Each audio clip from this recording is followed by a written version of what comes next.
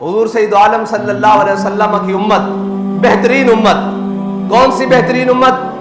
जिसको कहा गया कि तुमने सूद नहीं खाना, तुमने हराम नहीं खाना, तुमने गैरों का माल नहीं खाना, तुमने जनाब यतीमों का माल नहीं खाना, तुमने नाजायज तरीके से माल नहीं खाना। लेकिन वो उम्मत आज सारे करतूत कर रही है। पहली उम्मतें एक एक गुनाह करें। कोई हफ्ते वाले दिन मछलियां किसी के लिए ममानत आए तो वो हफ्ते वाले दिन मछलियां पकड़े, अल्लाह उन पर अजाब भेज दे। किसी की मुझे ये बताएं कि आज जिधर जाओ, इस तरह शहर की जिस तरफ निकल जाओ, वहां बड़े बड़े पोश इलाके हैं, बड़े बड़े जनाब सोसाइटियां हैं और बड़ी बड़ी दीवारें हैं और बड़ी बड़ी उनकी चेक पोस्टें हैं। अंदर दाखिल होने से पहले अपनी शनाख्त करवाई जाए। बनी इसराइल की एक कौम जिसके अमीरों और गरीबों के दरमियान जिसके अमीरों ने दीवार खड़ी कर दी। भाई इस कौम के गरीब इधर रहेंगे और अमीर इधर रहेंगे। जब दीवार खड़ी कर दी, एक रात जब वो सोए, सुबह उठे तो गरीब अमीरों की जानिब से कोई शोर शराबा नहीं, कोई जनाब उठने के असरात नहीं, कोई जनाब बातों की आवाज नहीं। तो गरीबों ने कहा हम झांक कर देखो तो सही, ये आज उठे नहीं, खैर हो, ये खामोश होकर बैठे हैं। जब गरीब कौम ने अमीरों की तरफ झांका तो देखा कि वो कुत्ते और खिंजीर बन चुके हैं। सिर्फ मेरे अल्लाह को ये बात पसंद नहीं आई कि तुमने इनके दरमियान तफरीक पैदा क्यों की है। जब मैंने जो खुद बनाया है अपने बंदों को, खुद किसी को गरीब बनाया, किसी को अमीर बनाया, किसी को ऊंचा बनाया, किसी को नीचा बनाया, किसी को बड़ा बनाया, किसी को छोटा बनाया, तुमने दरमियान में दीवार क्यों है? अल्लाह ने उनको खिंजीर और बंदर बना दिया। लेकिन ये यहाँ आज हर तरफ यही तमाशा है। बनी इसराइल वाले कौम वाले सारे गुनाह, वो मौलवी हो उनमें भी मौजूद है जी, वो पीर हो उनमें भी मौजूद, वो मशाइख हो उनमें भी मौजूद, वो अवाम हो उनमें भी मौजूद, वो सियासतदान हो, वो कोई भी तबका है फिक्र से ताल्लुक रखने वाले लोग हो, उनके अंदर वो सारे गुनाह मौजूद हो। लेकिन फिर भी इनके ऊपर अजाब नहीं आता, न डड्डुओं का, न टिड्डियों का, न खून का, न बारिशों का, न तूफानों का, न सैलाब का, फिर भी इनके ऊपर इज्तिमाई अजाब नहीं आता। तो इसकी वजह क्या है? आला हज़रत फरमाते हैं ताए अरब जिलाए करब फ्यूज अजब बगैर तलब ये रहमत रब है किसके सबब बेरब्बे जहां तुम्हारे लिए।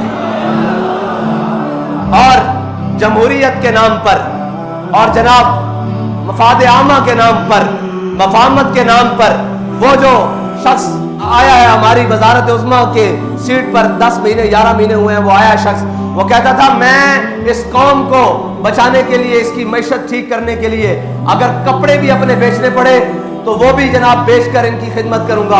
उसने कपड़े क्या बेचने थे? जो फितरत ने लिबास दिया है, खाल और मांस और गोश्त, उसने वो भी नोचना शुरू कर दिया है कौम का। और कभी भी फलाह नहीं पा सकती कौम, ये बात पक्की है। और ये कहते थे हिसाबदार आएगा। मैंने कहा था तुम्हारी मैशत दुरुस्त नहीं हो सकती क्योंकि तुमने नामूस रिसालत पर मुदाहनत की है, तुमने खत्म नबुव्वत पर मुदाहनत की है, और जो तेरे दर से यार फिरते हैं वो दर बदर यूं ही खार फिरते हैं। फिर रहे हो कि नहीं दर बदर खार? तू आया न डरते क्यों बदनसीबा, तुसी आ जाते तुहाडे कोल मौका सी। बाबा जी फरमाते जिंदगी च एक वेला आए आंदा कि बंदे नूं या इधर दा फैसला करना पैंदा या इधर दा फैसला करना पैंदा। काश के तुसी सारे रसूलुल्लाह दे दर दा फैसला कर लेंदे। आज तक तुहानू सारे कह रहे हैं तुसी डिफॉल्ट भी हो चुके हो, तुसी जनाब मंगते भी हो, तुहाडे कोल मुल्क भी नहीं चल रहा। कहते जी आप कहते हैं जनाब सूद को खत्म करने वाली बात, और आप कहते हैं जनाब ये कोई ठीक बात है कि जनाब आप कहते हैं हम सूद नहीं देंगे। मैंने कहा ये ठीक है कि दुनिया के आगे झोलियां फैलाकर फिरो, और ये ठीक है कि दुनिया के आगे दामन फैलाकर फिरो, और तुम इमदाद देने जाओ और अगले दरवाजे बंद करने कहीं लेने ना आ जाए, और तुम दुनिया को इमदाद देने की बजाय ये बयान दो कि हम 6 महीने तक इनसे इमदाद लेंगे नहीं। डूब मरने का मकाम है तुम्हारे लिए। और पूरी कौम इसके साथ बिल्कुल जनाब खड़े हैं जी, हम जमहूरियत के साथ खड़े हैं। और भाई जमहूरियत जब सारे गरीब मार देगी तब जमहूरियत से जान छुड़ाई जाएगी। आओ आज भी हुजूर के दीन की तरफ, आज भी इन अयाशों की बदमाशियां बंद करो। और हमने कहा था तेल की कीमतों में इजाफा, तो आज हम प्रेस कॉन्फ्रेंस करने लगे हैं। हमने पता है सबसे आखिर में क्यों ऐलान करना है, उसकी एक वजह है। उसकी एक वजह है कि हम इंतजार कर रहे थे, हो सकता है जिनको आज़ादी की जंग लड़ने का शौक चढ़ा हुआ था वो कुछ कर ले कौम के लिए, कुछ बोल ही पड़े अपने इक़्तिदार की हिर्स के अलावा कि यार इस कौम को मारना है तुमने, तुम्हें चाहिए तो ये था कि तुम मिनी बजट पेश करते हुए ये कहते कि हम अपनी अयाशियां खत्म कर रहे हैं। आज के बाद जितने सरकारी जनाब तेल लेने वाली गाड़ियां हैं और गाड़ियां हैं, उनका खर्चा हम खुद बर्दाश्त करेंगे। आज के बाद जितने भी हमारे असासे हैं, आधे हम वो कौमी खजाने में जमा करवाते हैं। लेकिन उन्होंने आसान हल ढूंढा हुआ है। उनको पता है कि हम लित्तर बढ़ा दें और बंदे बढ़ा दें, कौम खाने के लिए तैयार है जी, कौम खाने के लिए तैयार है। उन्होंने आसानी से तेल की कीमतों में इजाफा किया, बिजली की कीमतों में इजाफा किया और गैस की कीमतों में इजाफा करके सुकून से फिर क्या करते हैं, फिर तमाशे करते हैं कौम के साथ। फिर एक आधी ऑडियो लीक करते हैं, फिर एक आधी वीडियो लीक करते हैं और कौम को कहते हैं आप इस तरफ लग जाएं, हम अपने जनाब नशा इक़्तिदार में मस्त रहें। लेकिन हम ये इंतजार कर रहे थे, हो सकता है ये जनाब जो आज़ादी की जंग लेने चढ़े थे, इनको शौक चढ़ जाए, या वो कराची से खैबर तक कोई भी जनाब जमात हो जिनको नवाजा जा रहा है या नवाजने के लिए तैयार है, जनाब जो बूट पॉलिश करने के लिए पहले नंबर पर सफों में खड़े हैं, हो सकता है उनको कौम का ख्याल आ जाए। लेकिन हमने देखा जिन्होंने आज़ादी की जंग लड़नी थी वो खुद जेलों में जा रहे हैं और जेलों में जाने के लिए बहाने ढूंढ रहे हैं। और जनाब जिन्होंने कहा था कि हम मैदान में खड़े हैं, वो जनाब आगे लेटने के लिए तैयार खड़े हैं। तो फिर हमने कहा कि आखिरी तो हम ही रहते हैं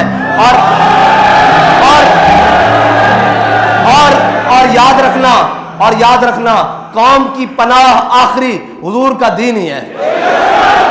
ये जहां मर्जी फिर ले, आखिर वो दीन ही है जो इनको बचा सकता है, और वो दीन ही है जो जात से भी मुराद खत्म करता है, हजरत उमर बिन अब्दुल अजीज की तरह। रिश्तेदारों से भी खत्म करता है, ताल्लुकदारों से भी खत्म करता है, दोस्तों से भी खत्म करता है और करीबी रफीकों से भी सारी चीजें खत्म करके कौम के खजाने में जमा करवाता है। और जनाब इनको नशा इक़्तिदार ने मस्त किया हुआ है। लेकिन ये याद रखना, तुम कौम के जनाब हर चीज लूट चुके हो, लेकिन अब कौम, मैं आप सबसे भी कहता हूं, जाएं और जाकर कहें। वो कहते थे कि जनाब मौलवियों ने रोड बंद कर, अभी भी कई बकवास करेंगे कि जनाब इन मौलवियों को क्या जरूरत पड़ी थी, ये ऐसी बात करें ऐसी बात करें। बहरहाल उनसे तो हमें गर्ज नहीं, कम से कम आप कौम के पास जाएं और उसे कहें आप किस चीज का इंतजार कर रहे हैं। कि अभी हमारी शुनीद ये है कि जनाब बैनुल अक़वामी एजेंसियां और बैनुल अक़वामी इदारे आ रहे हैं हमारे एटमी प्लांट का विजिट करने के लिए, तो फिर इसके बाद हमारे पास बचा क्या है? मेरे आका और मौला सल्लल्लाहु, भाई कुछ भी ना हो, गैरत तो अंदर मौजूद हो। मेरे आका और मौला सल्लल्लाहु अलैहि वसल्लम की हयात मुबारका हमारे लिए मिशन राह है। हुजूर सैयद आलम सल्लल्लाहु अलैहि वसल्लम जब ज़ाहिरी दुनिया से तशरीफ लेकर गए तो यहूदी के यहाँ आपकी ज़ेरा जो है वो रहन पड़ी थी, लेकिन आपके घर में 9 तलवारें लटक रही थी। हाँ, ये तो हमारा, लोग कहते हैं फिर जनाब ये डिफेंस। मैंने कहा भाई बात सुनो, हम भूखे भी रह लेंगे, हम सारी बातें कर लेंगे, लेकिन अपनी गैरत के ऊपर सौदा नहीं करेंगे। हाँ, कल को ये बात जनाब बैनुल अक़वामी इदारे आकर कहें कि जनाब इसको भी बैक रोल करो और इसकी जनाब तादाद को कम कर दो, उन्हें कह दो भाई हम भूखे रह सकते हैं, इसकी तादाद बढ़ाई तो जा सकती है, कम नहीं की जा सकती। लेकिन मैं आपको ये बात बता दूं कि जिनके हाथों में आपके मुल्क और रियासत का इक़्तिदार है, वो बढ़ाने की क्या बात, वो तो इसको खत्म करने पर तुले हुए हैं। लेकिन ये इस पाकिस्तान ने बाकी रहना है तासुबे क़यामत, और इस पाकिस्तान ने इस्लाम का कला बनना है। लेकिन लगता है उसके आसार अल्लाह ताला अपनी हिकमतों से, अपने जनाब राजों में से और अपनी तदबीरों से इंशाअल्लाह जल्दी ला रहा है। अब आपकी जिम्मेदारी बनती है, आप कौम के पास जाएं और उन्हें कहें कि तहरीक लब्बैक जो भी फैसला करे आपको उसके साथ खड़ा होना होगा। आप तो खड़े हैं ना, आपका काम है कौम से भी जाकर कहें कि वो जनाब कोई नूनिया है, कोई जनाब वो जनाब पीटीआई वाला है, या कोई जनाब जो भी जिस जमात से ताल्लुक रखता है, उसे कहो भाई सारी बातें बाद में, ये मुल्क बचेगा तो तब हम बचेंगे ना। इस मुल्क को जिस नाम पर हासिल किया है वो मुल्क रहेगा तो फिर आगे चल सकेंगे ना।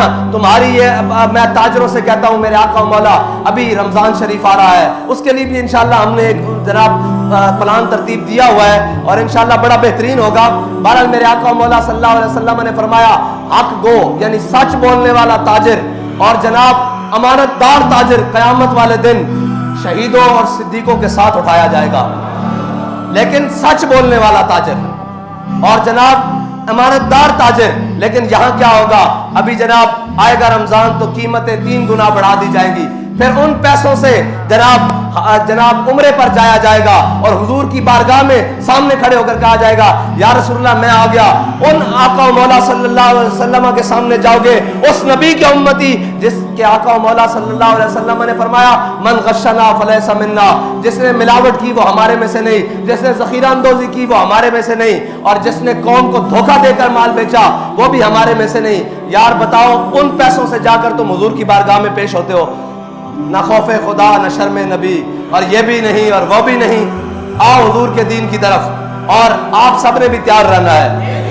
میں پوری پاکستانی قوم سے کہتا ہوں آپ سب نے بھی تیار رہنا ہے, اور شکر کرو کوئی بولنے والا ہے, ورنہ انہوں نے تو تمہیں جناب غریب کو تو پہنچائی اس نہج پر دیا ہے کہ جناب غریب کا پیٹرول 300 روپے ہو جائے, وہ غریب یہ سوچتے ہوئے مر جاتا ہے کہ مجھے پیسے مل بھی گئے تو میں لائن میں لگ کر ڈلواؤں گا کیسے, پھر اس کی بچت کیسے کروں گا.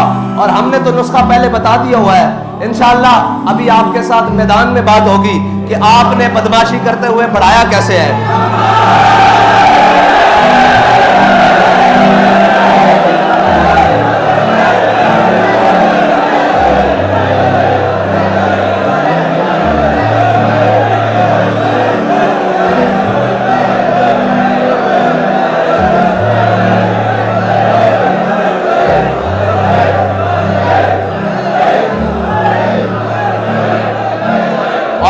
بدماشی پر اتر آئے تو پھر انشاءاللہ تحریک لبیک والوں کا تو ٹریک ریکارڈ موجود ہے نا انشاءاللہ. پھر ہمیں تو یہ جانتے ہیں اچھی طرح کہ ہم پھر جس حد تک بھی جائیں پھر ہمارا کام وہ ہوتا ہے. تو پھر ہمارے بڑے تو ہمیں سبق پڑھا کر گئے ہیں کہ رشی کے فاقوں سے ٹوٹا نہ برہمن کا تلسم, آسان ہو تو کلیمی ہے کار بے بنیاد. ہمارے بڑے تو پھر ہمیں وہ رستہ بتا کر گئے ہیں, اور اس رستے پر الحمدللہ ہم آج بھی چلنا جانتے ہیں, اور ہم اپنی نسلوں کو بھی سکھا رہے ہیں کہ حضور کے ساتھ وفا کرنی کیسے ہے. اور یہ صرف پاکستان کا مسئلہ صرف مہنگائی کا نہیں ہے اللہ کے بندو, یہ پاکستان کی بقا کا مسئلہ ہے.